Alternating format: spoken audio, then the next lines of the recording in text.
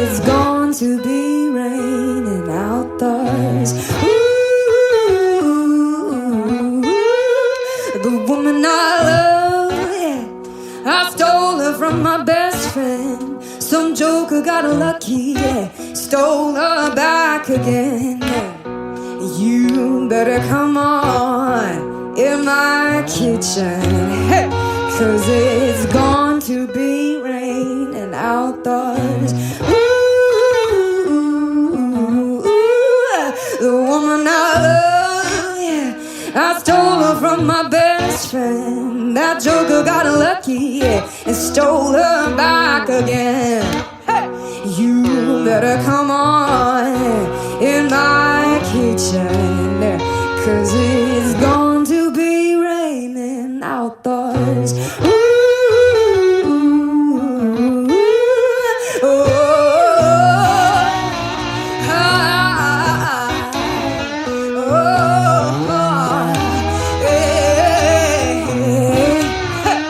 you better come on in my kitchen, 'cause it's going to be raining outdoors. Ooh.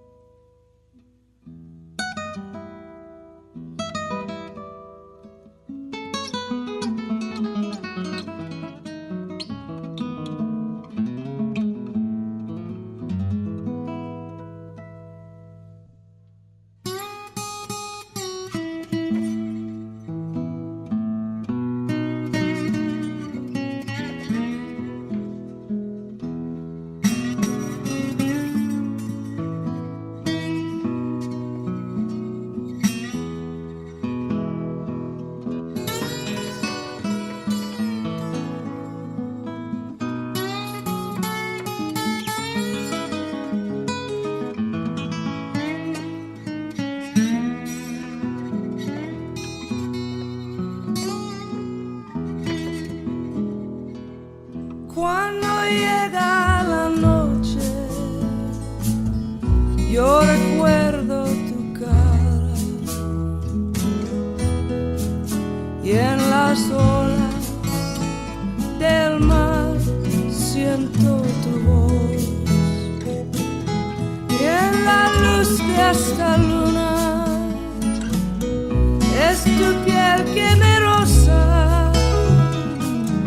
Y esta brisa azul trae tu corazón más cerca de mí.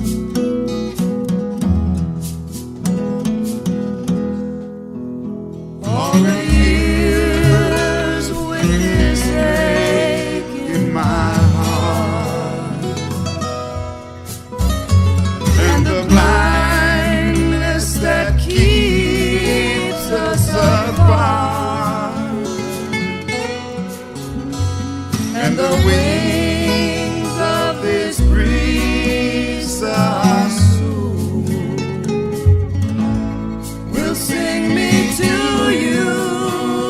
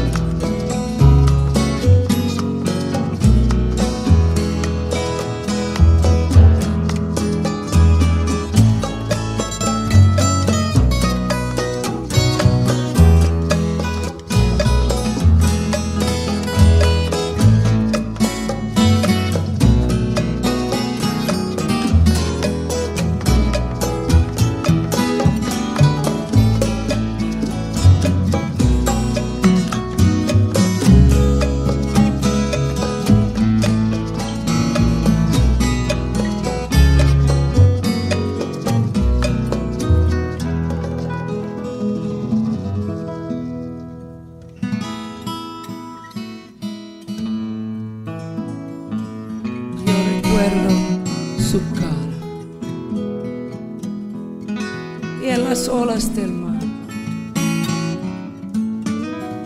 Yo siento tu voz.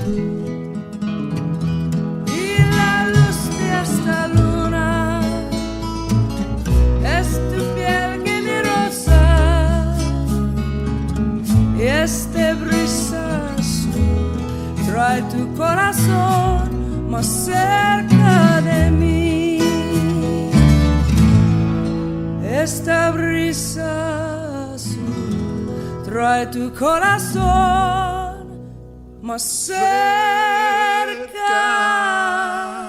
de mí.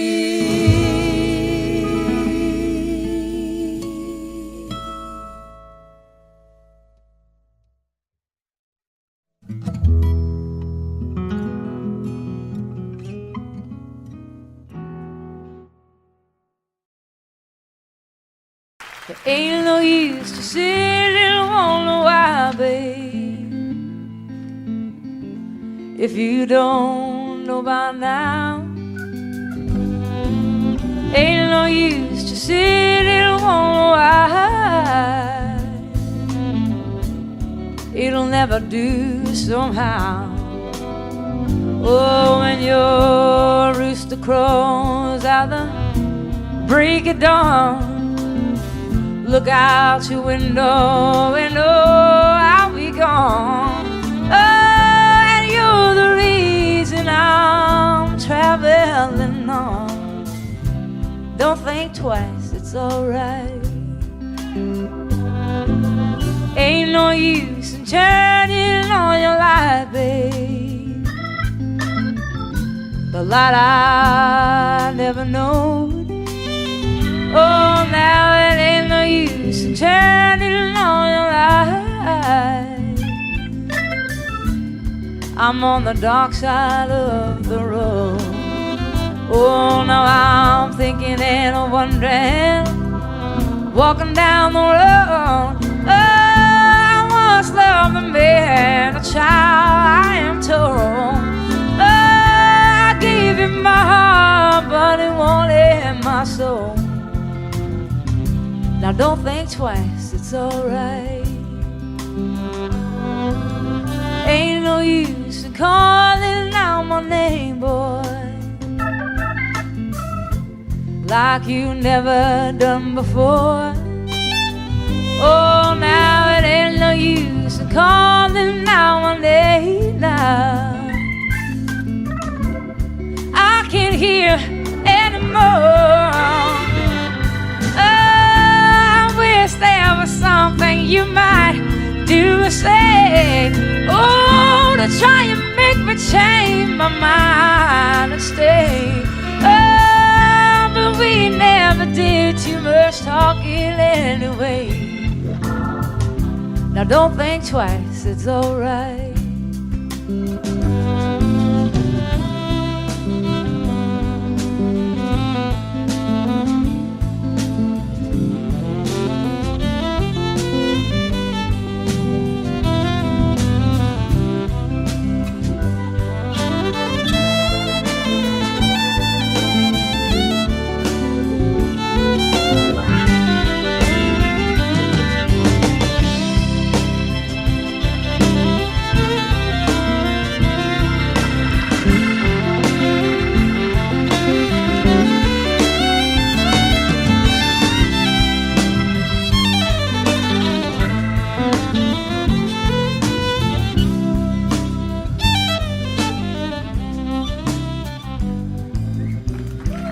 So long, honey, baby,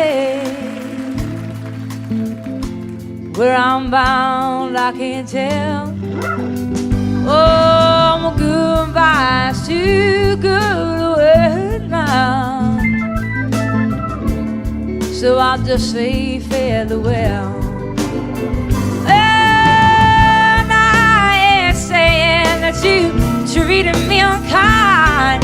Oh, you could have done better for love, I should have known mine. Oh, you just kind of wasted all my precious time.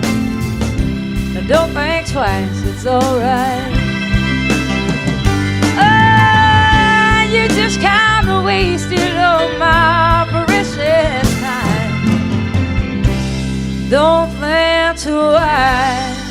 It's all right.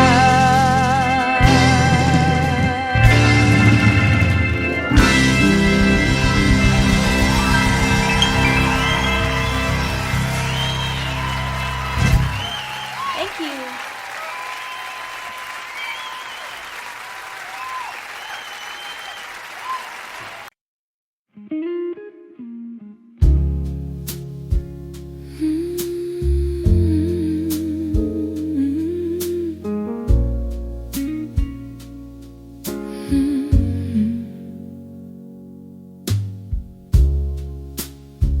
The neon light is fading slow. Another night I drink alone. Your shadow still across the floor, like you just walked out the door.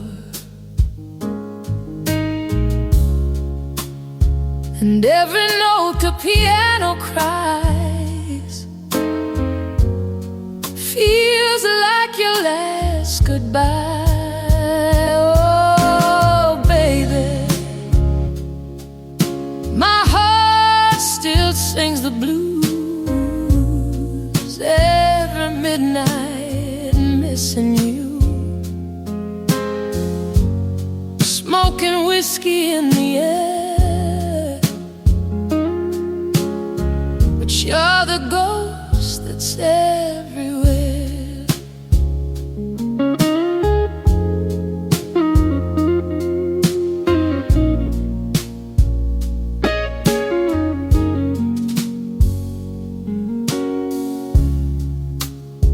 The bartender knows my name, and every song still feels the same. A lonely guitar starts to cry, just like the tears I hide. Oh, baby, my heart still sings the blues every midnight, missing you. In this dim and broken light, keep loving you tonight.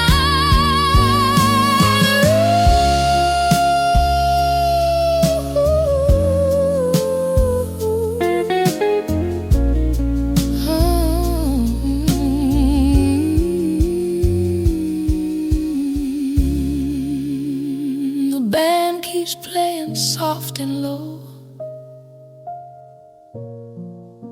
but you're the song I can't let go.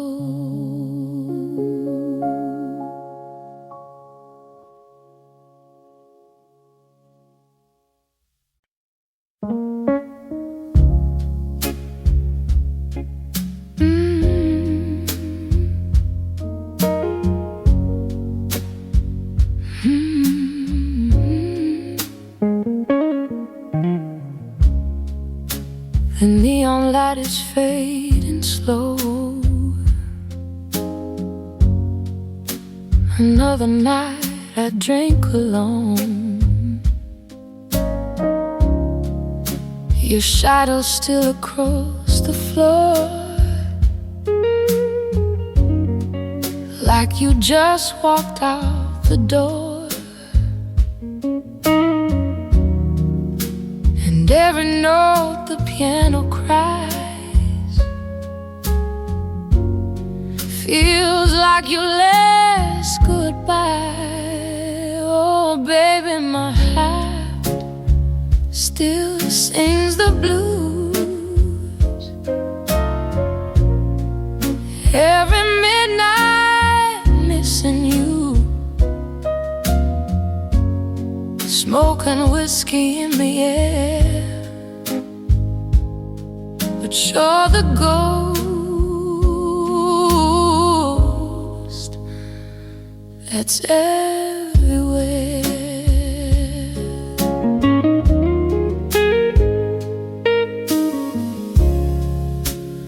bartender knows my name, and every song still feels the same. A lonely guitar starts to cry, just like the tears I hide. Oh, baby, my heart still sings the blues. Every midnight missing you in this dim and broken light. I keep loving you tonight.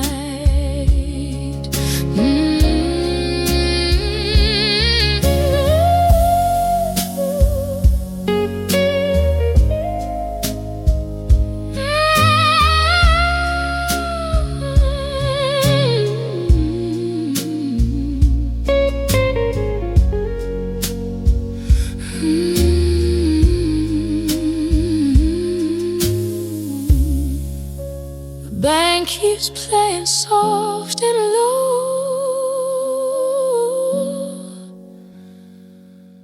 but you're the song I can't let go.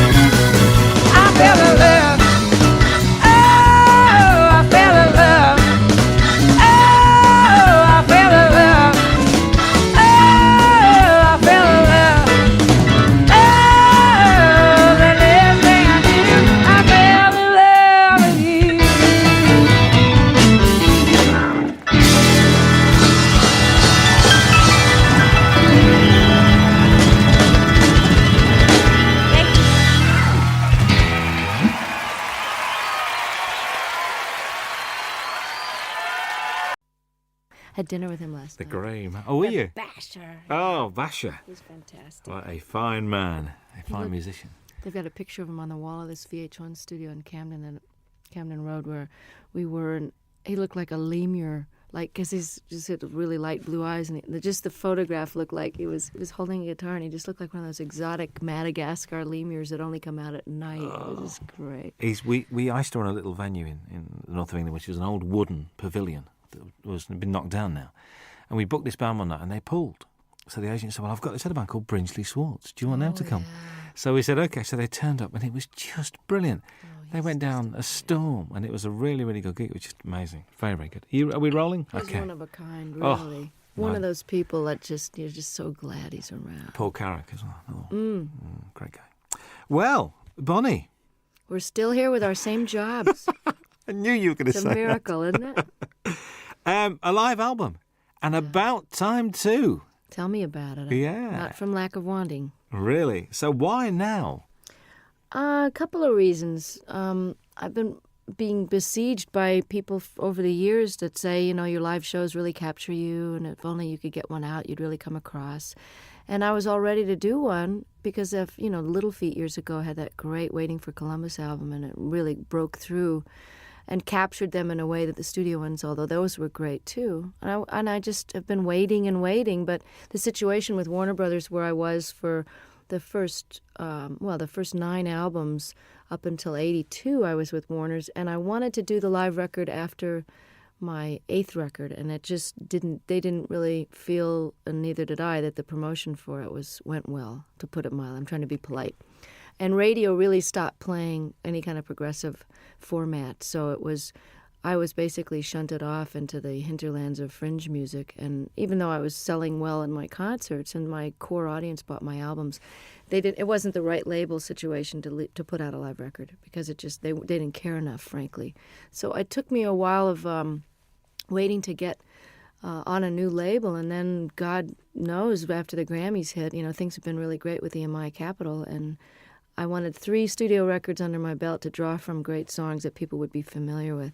And I've been basically planning to have this lineup of guests for a long time now. And finally, I've got the great band that can play the songs as well as the ones that play in the studio, because most of them are the ones that are on the records.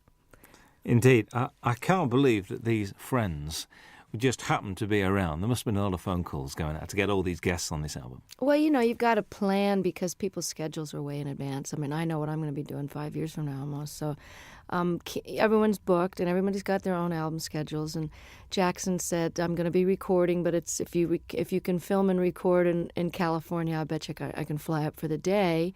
Hornsby had already made room in his schedule for me. And this was planned in March in order to secure the mobile truck. The concert venues go on sale, at least a couple of months before. And, of course, the film crew, we had 9 35-millimeter camera, film for 2 days. So, that's almost $1 million type of proposition just for the film alone to film the 2 nights. And so, yes, it had to be way planned and approved and paid for in advance. But I must admit, the sound of the album is one of the best live recordings I've ever heard. Oh, fantastic. And I'll tell our engineer that, because he worked his you-know-what off trying to make it. Because I'm not a big connoisseur of live albums. I mean, I listen to James Taylor's and Peter Gabriel's, and of course, Little Feats I play a lot, and I have some live Westwood One radio programs that I've listened to and gotten copies of live performances where I've missed someone's tour. But I really wasn't an audiophile enough to know that it turns out, I found out from doing interviews, that most live albums get listened to once and put on the shelf. So Ed said, he really wanted to go for, making this the best live sounding record he's ever heard. And he studied a lot of them about how much echo in the room echo to leave in, and how much clapping between songs, and how much talking, where there was a lot of deliberation that went in. And of course each song is from sometimes a totally different night in a totally different hall. So there's a lot of post-production work that went into this. And it works so well. A couple of things. Vince Gill has described you as the wildest lady he knows. All right, Vince. What do you think about that? I think he's the guy that all of us would love to get wild with, actually. He's the nicest star Well, actually, Brian and Bruce and Jackson, my special guests, are pretty nice, too. In the unneurotic field, you know what I'm saying? That people that are just folks when you meet them. I don't know if that was your impression, but I know that Vince and I, over the years, I mean, when he was in Pure Prairie League and I was still on Warner's, we ran into each other, and we actually did a duet together when he was first a solo act. We did a song called Let's Do Something Even If It's Wrong. And he and I were both kind of wild. I don't mean that in a biblical sense. I just mean, wild rockers. We didn't get into this line of work because we like to go to bed at 9 o'clock. Well, you don't start till late anyway, do you? You start late. You know what? I get up early when I'm off the road. I like the daytime hours because if you're not up partying at night, there's really no reason to be up past midnight unless you just get into one of those great moments when you can write and you're reflective and everybody else is asleep. But I've started to really like the early morning dawn hours. In London, when there's nobody else around, it's very good. I was in New York last year, and we drove out of the city we just drove out for about an hour at about 6, 7 o'clock on a Sunday morning. Nothing in New York. Very strange feeling. I very, bet it was very bizarre. strange. I bet. Very, very weird. Do you think your marriage has given you a different outlook on life? Have you calmed down or not? Or do Michael and you have a sort of a thing, I don't think marriage has much to do with the calming down. I think just getting older, from your 20s to your 30s, there's a certain calming down. And I don't know about your life, but most of the rockers I know, and by rockers I mean not such as a musical categorization as in party as much as you want and can get away with kind of a thing. Like I would never jeopardize my job or walk around stumbling. And, I never was one of those kind of visibly out of it kind of a person where people would comment on it. It was more like a private thing after the show. But lifestyle changes in your 30s are necessary if you want to keep your wits, your memory, your looks, and your health, not to mention the most important, which is your music. So even though I never jeopardized my job, I think my effectiveness, how many hours of the day I was able to be productive, was starting to get affected by my extracurricular activities. So my calming down that way happened in my mid-30s when I kind of quit drinking and took up yoga and bike riding and doing all those things with the ravages of time so that you end up feeling more energetic and more able to do your gig and have more fun because it just isn't fun to feel bad, I mean, I know some people make a career out of it, but the feeling bad is for the young.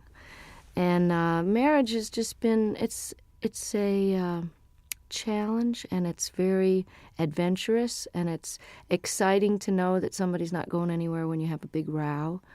But it's also comforting to know that there's a level of commitment that makes the rough times more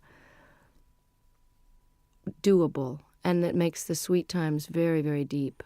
And, the learning about each other and learning about yourself. Stuff comes up in marriage that didn't come up when you're living together with other, I didn't live with Michael until we got married. And you repeat patterns in your parents' marriage, whether you wanted to or not. And I found that to be a very big surprise because it didn't happen before until you get married. I think you hear those words coming out of your mouth and you go, there she is. There's that mom thing again. Bruce Hornsby appears on 2 very different songs on this album. Very much Thing Called Love and I Can't Make You Love Me. I mean, he's not only a great musician, but a really nice guy. And these 2 songs not only show the diversity of your talents, but also his as well. Was that why you asked him to play on those 2 songs? It was one of those things where on the tour we did together last year, we did a 4-month double bill of the Outdoor Sheds when my new album was out. And it's quite obvious that I just think the world of him. I mean, and he made such a difference on I Can't Make You Love Me. And then he invited me to play on and sing on his last record before this current one. Then we did the tour together, and as an encore, he came out and played the accordion, and he's a great practical joker, so it was a way to keep him off the monitor man's back, where he would probably have given me nothing but hi-hat and the monitors and messed with my sound on stage. So I kept him out of trouble by having him on stage, and, he's my favorite singer and writer, I think. It's just, Prine and Jackson Browne and him, that's it, and Paul Brady. I Can't Make You Love Me, I can't even imagine recording live without him on it. So he was very gracious, and I just got to participate in his PBS special and got to play with Pat Metheny, the 3 of us on stage alone, singing The Tide Will Rise. And it was just absolutely a highlight of You know, my respect for those men is just unbounded, and he his musicianship is far surpassing anybody in the pop world that I know. You know, he's really as nice a person as he is a genius too. Whenever I bump into him, it's like, you know, and it's like he sits down and he talks to you and he takes time. Mm-hmm. It's never, so I've got to rush now. He's just one of those guys. And I thought his current album is very, very good. I do too. I And, mean, he's really a jewel, you know, and such a normal guy, just like Don was. And like, it's interesting because I've gotten to know Brian the last few days more because we've been hanging out at the Top of the Pops. And he also is totally without any kind of ego attitude. And, you know, he's not neurotic and paranoid or any of those stuck-up things that people get when they get to be a big shot. And I'm so lucky to have these guys as models because they've been famous longer than me. You know, Hornsby came out of the box with big hits, and he's just nonplussed, totally regular guy. That's why you get on so well, because you're the same. You've got the same attitude, and that's why, and it shows. I reckon this record's great to listen to when driving. I mean, I've been driving around listening to this. I think it's brilliant. God, I'm so glad. You know, it's so new that I haven't had reviews yet. So this is it. Give it to a friend. So go and drive around, listen to it, and it's great. A song on it, Shake a Little. New song to you. New song Great by song. the guy Michael Ruff, who wrote "Cry on My Shoulder" on Nick of Time, and I listened to so many tapes of things where people have a cover letter that says, "This is so perfect for you. We've had you in mind," and then it's just dreck. So I appreciate the thought, but, you know, I don't know whether to throw a bucket of water on them the next time I see them or just never answer their phone call. And then there's these jewels like Michael Ruff, who's a brilliant artist on his own and has never gotten the attention he deserves. And I think he's actually got quite a good career in Sweden going on for some reason. But he had 2 great records on Warner Brothers years ago, and the women are all mad for him because he's absolutely gorgeous. But what an unbelievable tune. I'm glad you mentioned it because I love it. I think it made a good single, actually. I was listening to it. I think so, Would make too. a good single. Make a good single. Matters of the Heart is haunting. I mean, that's one where I think you mentioned this capturing the audience. You could hear a pin drop in that auditorium. They're all there as one, I think. I mean, And hadn't heard the song before, too. So that No, was really which is great. like, oh. Yeah. And, I mean, did you feel that was a special performance that night with them? Exactly. That was why we picked that night's performance. I mean, all the great part about recording 6 nights is that we really got the best performance of each one.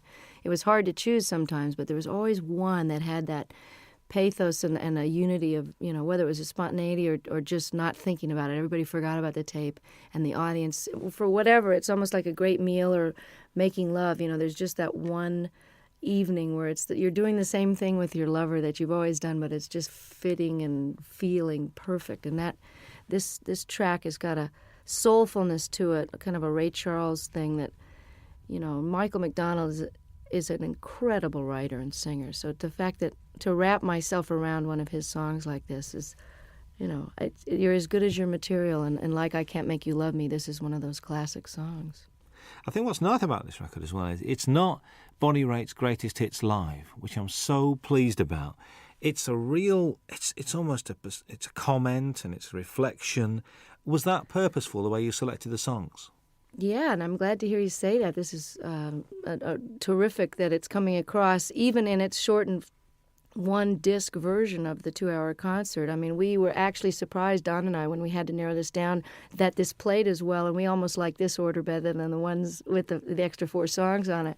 I had no intention of doing a greatest hits because why would somebody want to buy it? Well, I suppose they would want to have all those so-called hits on one record, but why not try letting the songs go out the way they've evolved over the last few years? I mean, Love Me Like a Man, I recorded in 72, and the guitar solo is never going to be the same twice. And certainly Have a Heart and Love Letter and different songs from Nick of Time, you know, all of these songs have taken on their own character depending on the tour that we play them. Each tour, everything gets a little shifted by the band members, you know, because just to keep it interesting, but also they just grow. Tempos are changed, you know. Have a Heart has a kind of a South African guitar part on it, and that's partly because I've got one of the greatest guitarists as a foil now, George Marinelli, who used to play with Bruce Hornsby. So I wanted to add something different to the older songs and give people, we got 6 new songs, so it's a little bit of everything. I think so.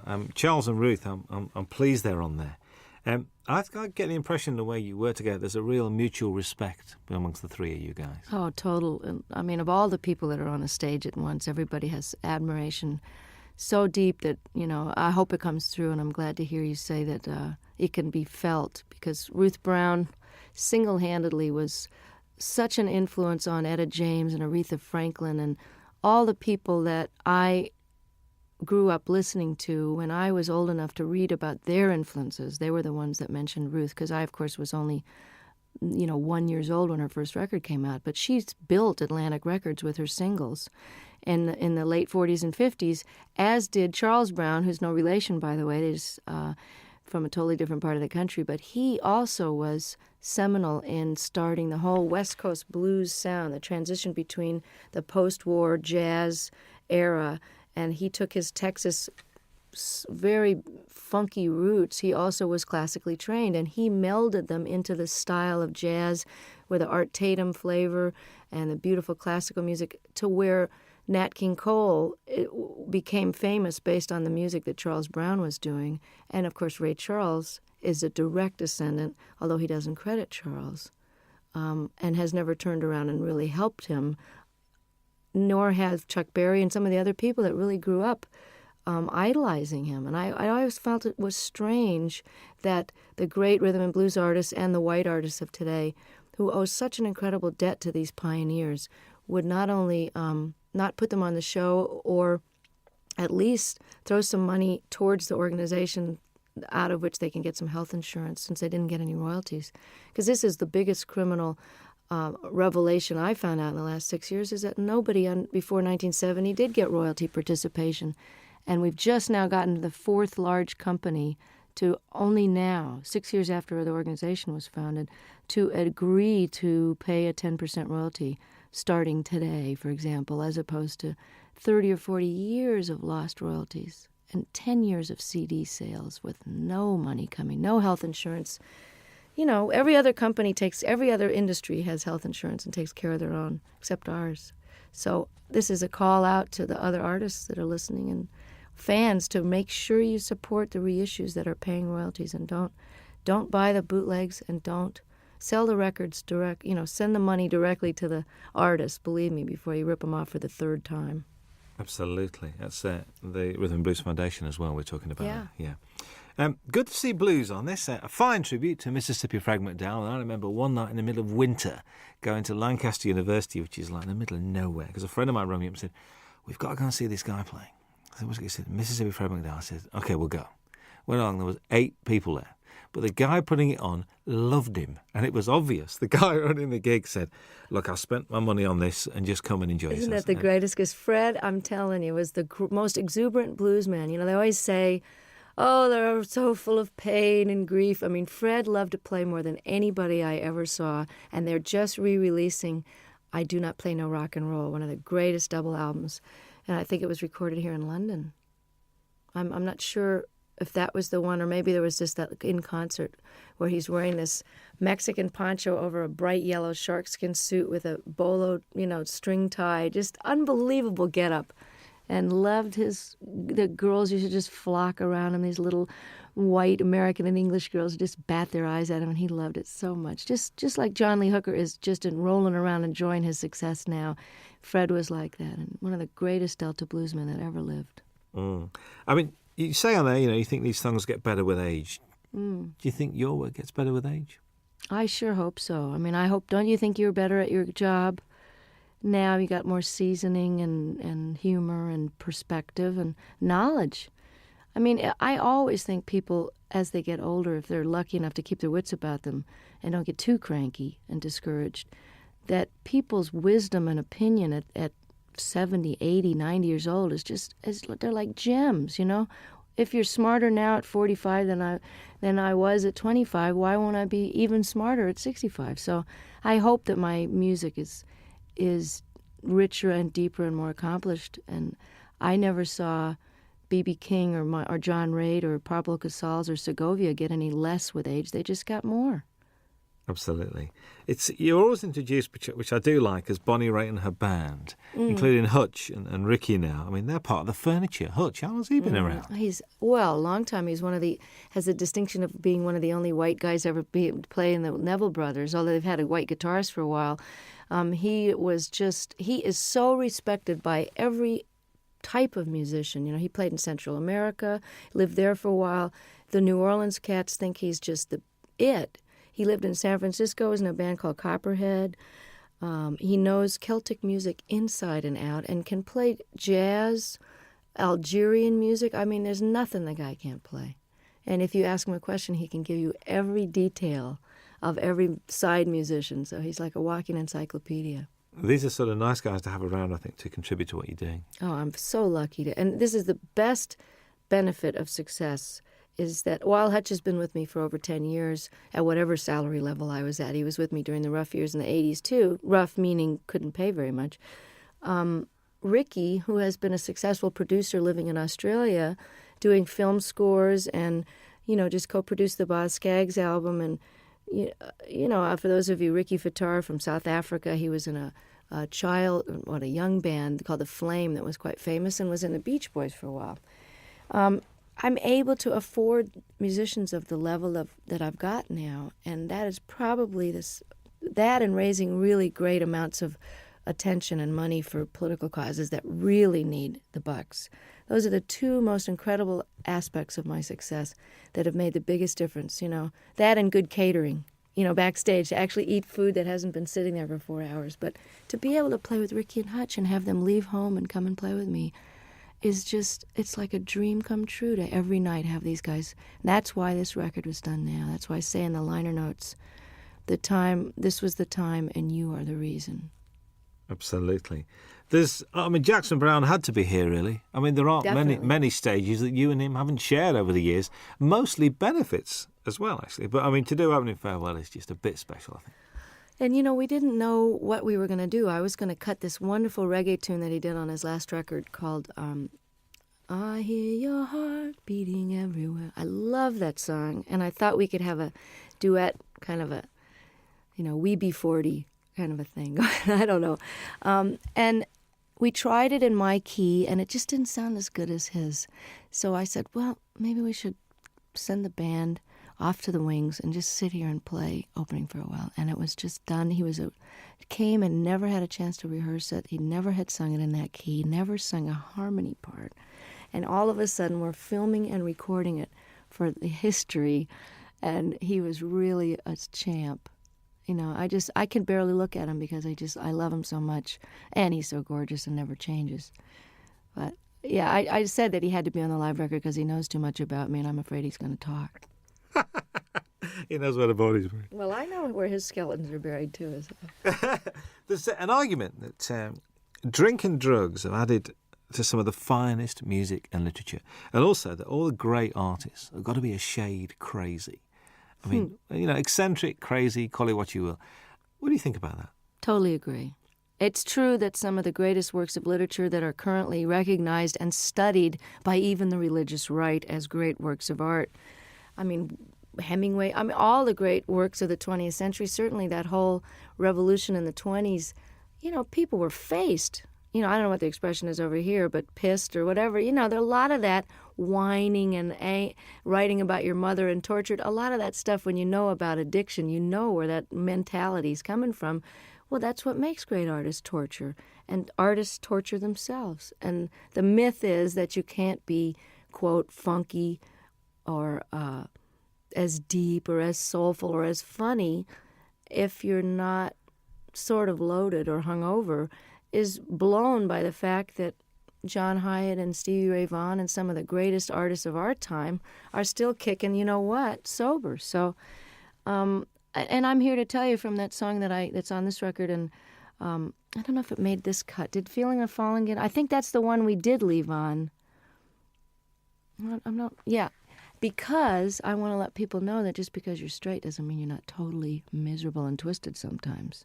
And it's out of that angst and misery and longing, which is just part of being alive, which you feel more acutely when you're not anesthetized, that some of the most powerful stuff has come out of. My guitar because it's excruciating to be awake. So it's just a different kind of art. If anybody thinks I'm not miserable, look again, And sometimes it's a lot easier to just toss a few back and forget about it, It's trying to be awake all the time that'll get you some good blues tunes. Most definitely. The old tortured theory goes out the window there.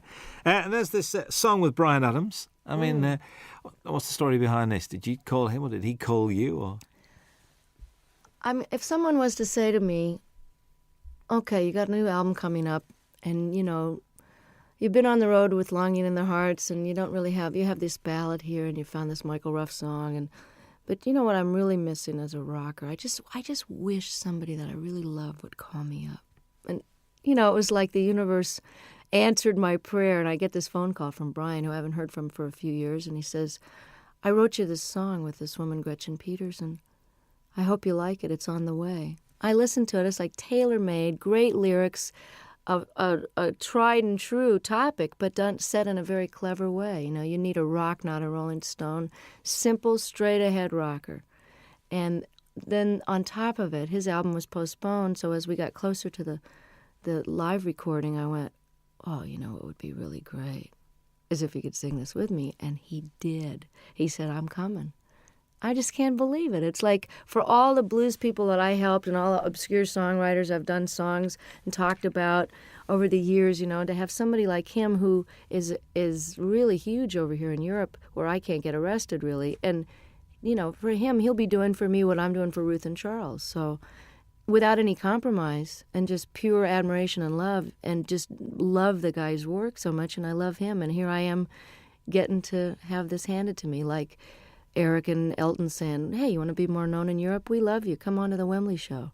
That's the payback, is that it all goes around in a big circle, and then I get more well-known, and I can bring Charles Brown over to Europe. So that's the way it works, Oh, that'd be very pleasant, actually. Very nice indeed. There's 3 songs that run together. There's Longing in Their Hearts, Love Sneaking Up on You, and Talking Heads, a storming version of that. All right. Were they the same night? Because they just run together. I think they are the same night, actually. But they were pretty slamming all. Sometimes we do Come to Me in the Middle, which we didn't have room for on the record, but again, you can get it on import probably. I always thought of doing Burning Down the House since I first got the idea. I've always wanted to cut the song, but I had no idea whether we would do it on this record or whatever. I didn't know if it would make the record. It was just one of those sound check into the last encore of the night. And, by the time you're at the encore point, your fans are so nuts. You can basically play Rachmaninoff's symphonies and get away with it with a reggae beat. But I love Talking Heads. I love this song. Always heard it with slide guitar. And it's very similar in the clavinet part to Love Sneaking Up on You. So I had them as a segue, like half of Burning Down the House into Love Sneaking Up on You.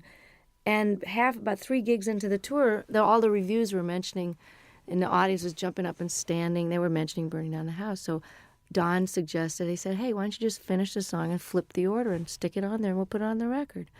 And I said, no, nobody's going to go for that. And hey, I like it. Listen, it works really, really well.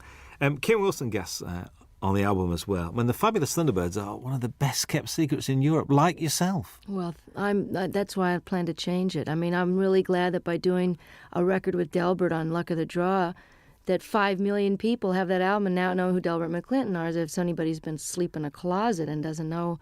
The other great white singer of rhythm and blues is Kim Wilson, and one of the greatest living harmonica players. And Kim and I have been talking about doing this song and performing it together for years, since they first wrote it on a record tastefully entitled Butt Rockin', which I'd love to hear him explain that to his folks. Oh, son, what's the name of your new album? Well, Mom, we decided to call it, So if I can get Kim more exposure in parts in the, for the moment that I'm in the sun here, and just let people know how brilliant this guy is, I'll be able to die happy, because he is just incredible. You know what? Listening to this record, I do have a problem, because I'm not now going to be able to say to people, you mean you don't know who Bonnie Raitt is? This is causing me a bit of disturbance here, because it looks like the single's going to work, and if the album works, you've knackered a lot of the things that you know, Bonnie Raitt is, and they go, who's that lady who sang that song. See, I'm enjoying coming over here and still being a cult artist, and that, now I'm getting all letters from the people in the States going, you were mine for 20 years, and now I really resent the fact that everybody knows who you are and they're playing you in the supermarkets. But I wrote the guy back, I said, hey, 20 years in small theaters, can't you cut me some slack? I get to have Ricky Fattar in the band and Hutch. Let me have a moment in the sun here, and while these rhythm and blues artists are still around, and while Kim deserves to be heard, let me show the rest of America about these guys. And I feel the same way about Europe, but if I'm a cult artist over here for a while longer, it would just be very nostalgic for me. I think so. It was a joy last time to walk into the Palace Theatre in Manchester and see it sold out. Wasn't that exciting? Joy. I'm inching my way to notoriety over here. And, I'm really thrilled that this record, that you think it's great, because I'm so proud of it. I mean, it took me a long time to get these songs together, and I took a lot of care in the mixing of it and the choosing of them. And I think if you're coming into me new, that you'll be able to get a good glimpse of what it was like before in some of the blues stuff. And, I don't think anybody should be determined by their latest single. So, I'm not a singles artist. So if you've never heard of me and you hear the Bryan Adams track and you like it, check out the rest of it, because there's a lot of good people on there that deserve to be heard while they're still able to play. I think so. I think how anyone cannot be moved by Jackson Browne's version of Stay, I will never know. And I just sang on his new record. It's just fantastic. Oh, there's a bit of to and froing, because you're on John Hyatt's record as well. Yeah, I know. Well, that's how it works. We all love each other, and, I'm so thrilled that they want me to come and play and sing on their record. There's a great band out of New Orleans called the Subdudes, and I'm on their new record, and it's a fantastic record. Support act on the tour, actually. Oh, it'd be. That's right. If you got there early, That's right. They were over here in England. It's true. That's right with you. How's the songwriting going? I mean, we've been progressing. We've had like 3, 4. We're getting there. I'm inching up there in the quantity. But one of the reasons I'm taking a hiatus is because I haven't stopped working either on the Rhythm and Blues Foundation or the different benefits that I've done and organized. My own touring schedule, making up for all these years I didn't tour outside the United States. I haven't had any time to write, so it's time to go live a little bit so I've got something to write about. Because honestly, writing about the catering in my room in the hotel is not going to make it for a topic. And getting any more personal than I did on the last record would be a challenge, because I'm just going to have to figure out and take a break so that it's done from inspiration and not out of obligation. Mm. So does this mean that, I know because you're not a winter person, so come sort of spring, are you going to be treading these shores? I'm hoping to have the first break from touring in 25 years after this live record. I was doing this now, and I did a record with my dad, and it's out on Angel Records with a 42-piece orchestra. We did 3 songs together. It was just great fun. And I feel like I've done my bit with Charles and Ruth and Kim and done my major opus here, and it's time to take some time for me, because if you don't fill up and take some time off, there really isn't anything else to say. And I honestly don't think I'm going to be touring this next year unless for some ungodly reason, or perhaps truly godly reason, this record with Bryan and this record takes off in Europe, and then I'll be a brand new artist and come over and show people where it's really at. A brand new artist again? Yeah. Again. Well, I'm an overnight success, Robin. You know that. There's a description that I read. I'd like your comments on, really. After years of singing about broken hearts, faithless lovers, and no good men, Bonnie Raitt entered the 90s at the peak of her already lengthy and impressive career. Has the 90s been good to you, do you think? Oh, yeah, definitely. I don't think you could argue with the kind of Cinderella story that happened to me when I just a lot of changes were made personally before the Grammys happened. But I think in your 40s, while like as I was mentioning before, it's a little harder to be older and awake. It's also easier and more fun to be wiser. Does that make sense? It's easier because I know how to do things better, and I know how to handle stuff. I can handle my success. I can handle disappointments. I don't mind getting angry. I know that it's not going to last for 5 days. I'm just getting angry. So the process of growing up is happening now as it is for a lot of rockers, because it's just sort of a postponed adolescence sometimes until your 30s and 40s, and then that's when people settle down. So I've had a really great last 5 years. And I'm looking forward to another 25 and another couple of live records in the middle of those. Absolutely. Bonnie Raitt, thank you very much indeed. Nice to be back. Hi, this is Bonnie Raitt. Very happy to be with Robin Ross on your radio. I want to go to Dave, Scotland. Right. If we send him a tape, right, he'll do a 2-hour special. Wow. He's like a big supporter, isn't he? These guys are just, Thank you, Dave. Thank you for the homeland, for the young girl who's found her way back to your shores any minute now. I'm threatening to show up for Hogmanay again. Again? Oh, well, tell people God. this time, will you? See, I'm the only one that remembered what happened those 3 days. The entire country was out of their minds. But the studio was. I'm coming back with a video camera because nobody in America believed it. You know, well, they had some sort of sponsorship. They had little bottles of booze on the table, and there was like 65-year-old people just totally clapping and yahooing it up, which is a little glimpse of what like a Crosby, Stills and Nash audience is going to be like in 20 years. You know, will be a bunch of old geezers singing, you know, just a song before you go. But they'll still be all applauding. And Sheena will be singing Morning Train, and me and Brady will be out there on walkers singing Thing Called Love. I found another Brady Buncher. Curtis Stigers is a Brady Buncher. Yes, he is. Curtis Stigers is a Brady Buncher. I found somebody else as well. You know, guess who cut Paradises Here? Cher. Heard it from Brady's lips today. I'm not kidding. That'd be great. Let's find it right now. Really? So that must be this new album because she's done the Mark Cohn Walking in Memphis. That's the single. So it'll be on the same album. Well, it's good. I'm glad that she's going to get them some wider attention, you know? Brady's record was great, wasn't it? Mr. Cummings won't know what's hitting. He won't know what to do. I know. He's great. I ring him up. I really wanted to do that song too, but Tina had already done it. I think that Cher track's coming out for Christmas as a Christmas single. Paradise is Here? Well, that's good. I'm glad. I mean, I don't know who produced her, but I hope it's great. My engineer's producing Anne Murray's new record, which should be great. All right. Yeah, she's terrific. When I call you up. Remember when she did that? She wouldn't do an acoustic, would she? She should have done. She wouldn't do an acoustic for us. She's doing one now. Hello. I'll come in here and do one. Yeah, we had John Hyatt. John Hyatt did 2 songs. Did he? Yeah, John did 2 songs. Finn did 2 songs, did they not? Which is Neil and Tim Finn. They just told me to come and talk. They did Weather With You, and they did... Nobody asked me. We'll ask you. Anywhere, anytime. Well, you could play the national anthem and we'd listen to. You know that. So, I'd play your national anthem. It'd be interesting. Yeah. It'd be good. Good. So you're going to Scotland on this break? You're going to try I want to. I was threatening to go to Ireland or Scotland over the weekend, but I'd like to come back when the days are longer, because it's too hard to come over here and have it get dark at 4. Yeah. Not unless you. Especially over that way. You know what I mean? If your nighttime hours can be more Coast. Productive, but I want to be able to see stuff. You know. Yeah. You were going to go around Ireland last time I spoke to you. You were going to visit Ireland. I did it once a long time ago, and I want to do it again. I may do it over the weekend. Just get down the country and see part of it. I did get a whole week did there. I did get a week in Scotland, a week in Ireland back in 91, right after the Grammys.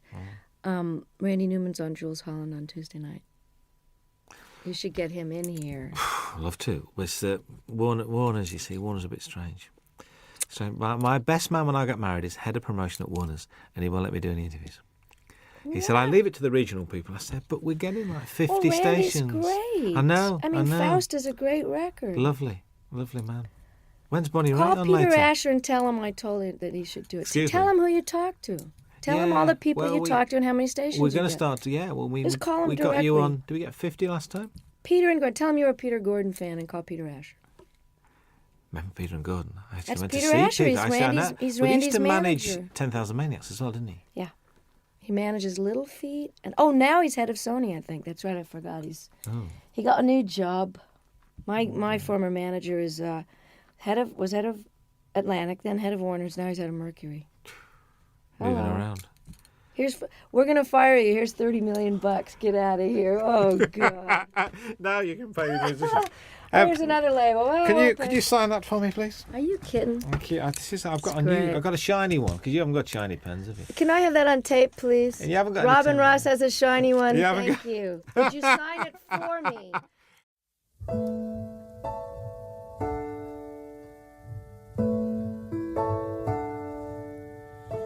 Ain't I got you on the back foot?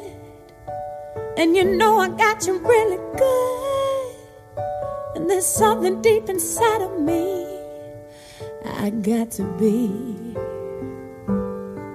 And if you find it hard to follow me, if I lose you in my jet stream, then you only got to raise your eyes and see me fly. Don't tell me that I won't, I can't. Don't tell me that I'm not, I am. Don't tell me that my master plan ain't coming through. Do you tell me that I won't, 'cause I will. Don't tell me how to feel, 'cause I feel. And yes, I know what's real and what I can do. Something that you won't see every day. A little girl who found her way through a world that's designed to break on loving your dreams. And if there's one thing I would say to you, is that there's nothing that you can't do. And yes, it's all about your attitude. Don't let them get to you. Do you tell me that I won't, I can't. Don't tell me that I'm not, I am. Don't tell me that my master plan ain't coming through. Now do you tell me that I won't, I will. Don't tell me how to think, 'cause I feel.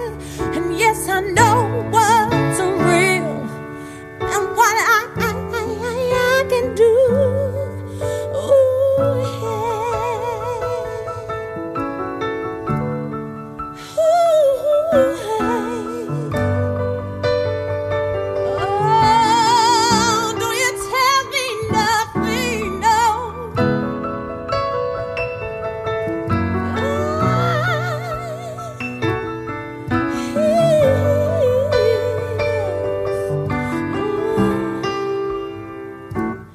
And we're singing in our own voice. We can make that choice to be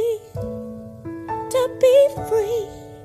Yes, we're singing in our own voice. We can make that choice and be free now, to be free now.